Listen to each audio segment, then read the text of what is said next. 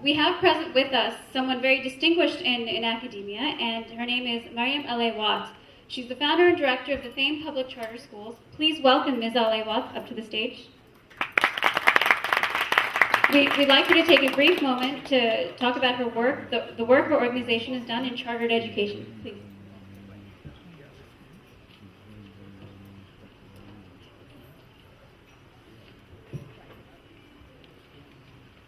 Okay, assalamu alaikum, good evening, namaste.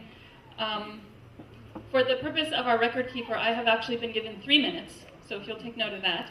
I am not here to actually address, I'm not a panelist. I'm here actually to learn, and I think these type of discussions are very important. So I'm not going to pretend to know a lot about Pakistan or India. However, I'd love to learn. As an educator, I believe you constantly need to learn. I am here as a sponsor.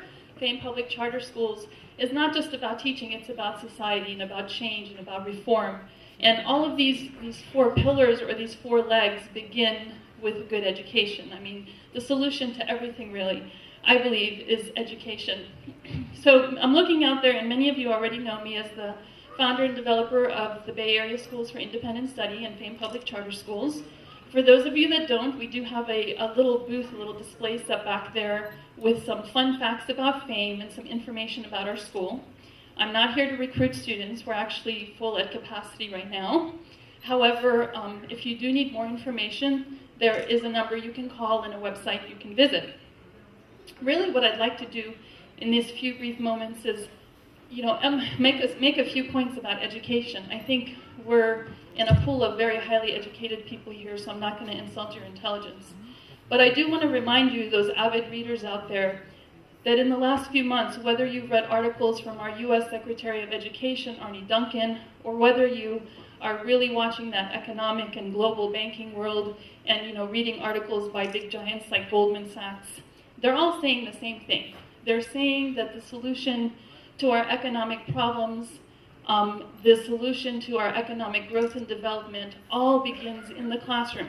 And it begins in the classroom with global education. And global education has to encompass world language. It has to begin with teaching students about different perspectives and how to understand each other in a global world. So what I'd like to do, since this is a historic day and a historic event, is I'd like to share a new piece of hopefully some good history with you. And you are the first audience privy to this information, so I hope you take it and really accept it as special information, because it's kind of new and hot off the press.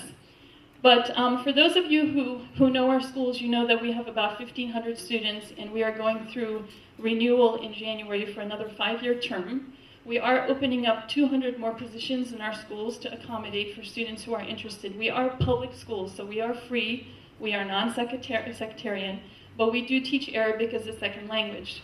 What I'd like to share with you, the new hot piece of information, is that in the summer of 2011, so not this summer, but next summer, we will be opening another school in Santa Clara. And the school will be called World Languages Academy, and it will be serving students in grades K through 3, also free, also public. And we will be teaching 2 languages. We will be teaching Arabic 3 times a week, and we will be teaching Chinese 1 day a week. Much like we discussed, the developments we anticipate seeing in 2050, it's anticipated that in 2050, Arabic will be the 2nd most commonly spoken language in the world. That will include not only native speakers, but second language speakers in India and Pakistan and in the countries all over the world. So it's important that we start that now, and the federal government actually recognizes that, which is why they're actually promoting schools, public schools, free schools, poor kids or rich kids, that teach multiple languages. So I want to thank you all for being here tonight. I'm very proud to be a sponsor. I've learned a lot listening to the panel, and I hope you'll go home and tell everybody about this wonderful event and that we can have many more of these in the future. Thank you. Thank you very much, Ms. Alewat. But this seems to be happening in very concentrated areas, and numbers show that the trickle-down effect. Good evening, Farooq Shah Khan here for WBT Television, and we are here at the Vision 2047 conference. And joining me here is Mariam Alewat, who is the founder and director of FAME Public Charter Schools. And welcome to the show. Thank you. It's a pleasure to be here. Now, you presented in the conference also and talk about the need for people to know about your FAME public schools, public charter schools. Can you tell our audience and the parents why they should be interested in sending their children to FAME school? Okay. Well, FAME public charter schools offer a K through 12 education, so we're really about educating the whole family. And 70% of our students actually speak either Arabic or Urdu at home, and they come to our schools for, both academic challenge but also emotional safety. They feel free to practice their culture. One of the big issues we see in public education is parents are often scared to send their kids to public schools because they fear losing their culture. So at FAME, we celebrate culture and value where every student comes from. So how does that culture come out in your schools? What are the key factors and benefits?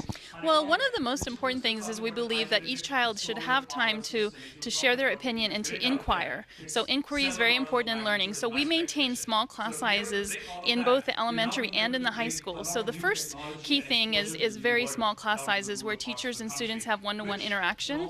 And we also talk a lot. We embed in our curriculum some cultural materials so that there's a constant discussion. There's an ongoing discussion about different cultures and perspectives in the world.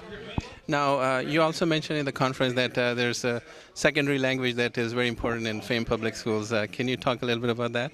Sure. One of the things we do that's really special at FAME is we teach Arabic as a second language. And as a matter of fact, effective next year, we will be actually having the country's first Arabic immersion program where students will actually not only be immersed in a second language, but also in the culture and the way of living, so to speak, of how people who live in Arab countries, interact. And why that's important is because right now, global citizen education is the big emphasis and the key for, students being future leaders and competing globally. And most public schools, actually none of them in the Bay Area, offer it at the K through 3 level. So we're very unique in that aspect.